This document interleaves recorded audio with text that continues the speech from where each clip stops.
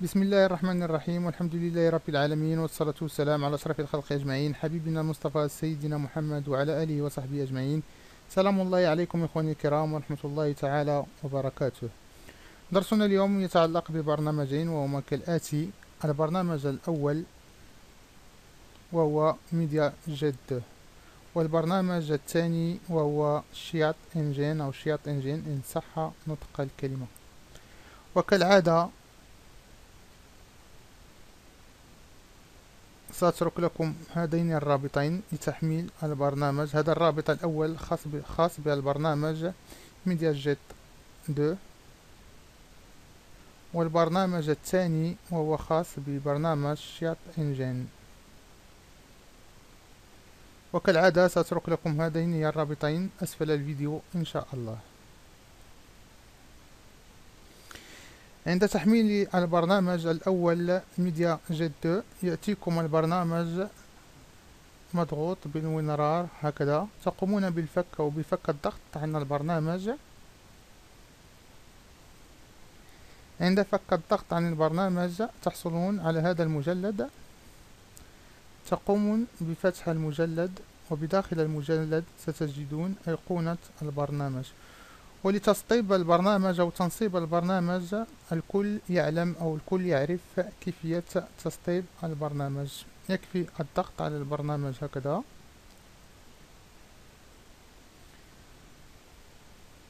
بعدها نضغط أو نقوم بالضغط على ستار. ننتظر عملية التنصيب.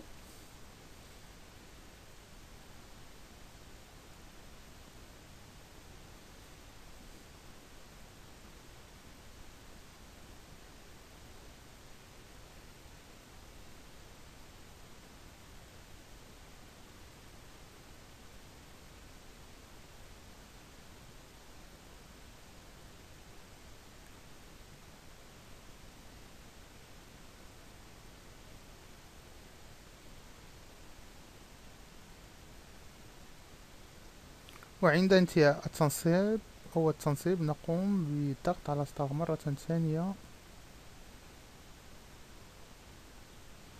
ونكون قد انتهينا من عملية التنصيب.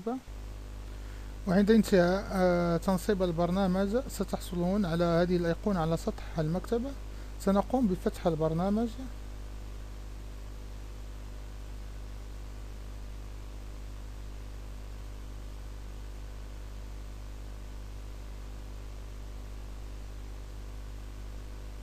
كما تلاحظون هذه هي واجهة البرنامج. البرنامج يساعد على التحميل أو البحث عن موسيقى، أفلام، أو بحث عن برامج أو ألعاب. للتطبيق سنقوم بالتحميل وبالبحث عن لعبة كرة القدم.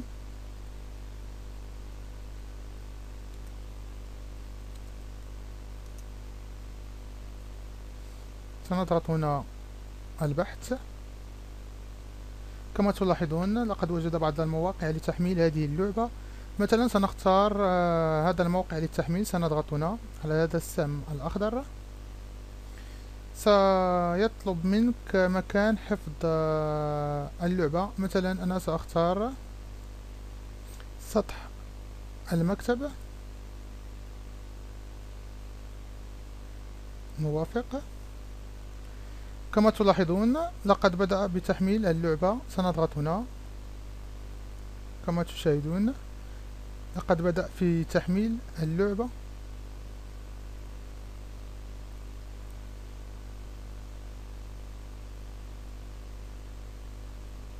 كما تلاحظون هنا الوقت أو الوقت المتبقي لتحميل اللعبة، وهذا الوقت يختلف من جهاز إلى آخر حسب الاتصال أو وجهة الاتصال.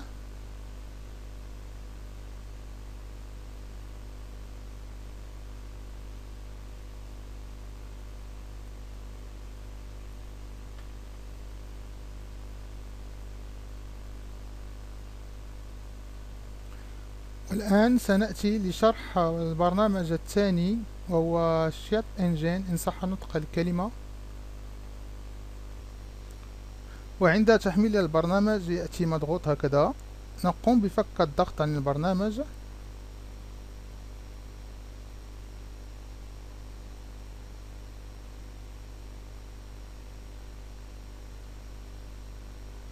وبالتالي سنحصل على هذا المجلد. نقوم بفتح المجلد، وكما ترون بداخله البرنامج. ولتنصيب البرنامج فهو سهل جدا، يكفي الضغط عليه وبعدها تضغطون على نيكس نيكس نيكس إلى أن تقومون بتنصيب البرنامج على الجهاز. أنا لا أحتاج إلى تنصيب البرنامج، لقد قمت بذلك من قبل.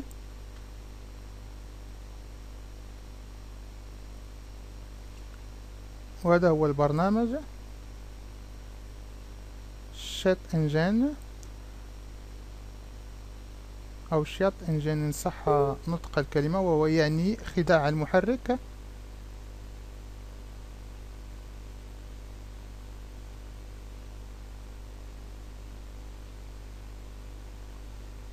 كما ترون هذه هي واجهة البرنامج. وهذا البرنامج يساعد في تسريع عملية التحميل. كما تلاحظون سنقوم بإغلاق البرنامج ونتوجه إلى البرنامج الذي قد قمنا بتثبيته من قبل، أي ميديا جيت 2. كما ترون هذا البرنامج يقوم بتحميل هذه اللعبة، والمتبقي في الوقت المتبقى والوقت المتبقى لاستكمال التحميل 3 ساعات و6 دقائق. ولتسريع هذا الوقت يكفي فتح برنامج شات انجين.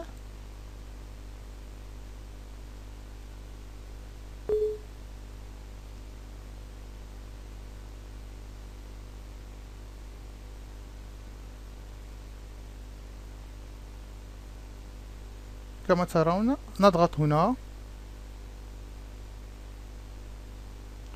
ونقوم بالبحث عن البرنامج الذي بواسطته نقوم بالتحميل، أي ميديا جيت. هذا هو البرنامج، نقوم بالضغط عليه، نختار Open، وبالتالي نضغط هنا Enable.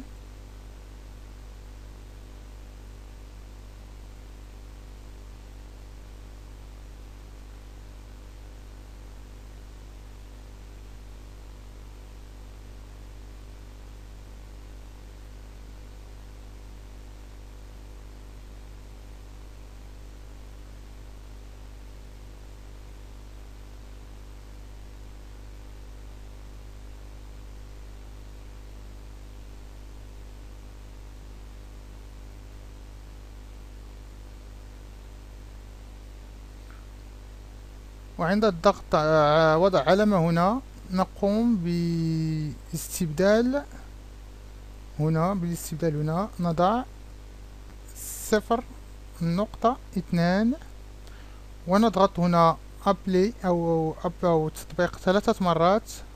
1 2 3.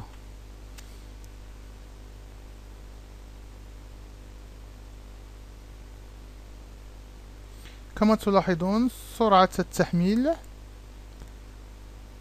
قد تغيرت هنا، قد أصبح الوقت المتبقي 1 و7 دقائق بدلا من 3 ساعات. كما ترون السرعة تزداد، أصبحت 50 دقيقة من الوقت المتبقى. كما ترون في الواقع السرعة ترتفع بشكل غير ملحوظ أو غير مسبوق. كما ترون 33 دقيقة.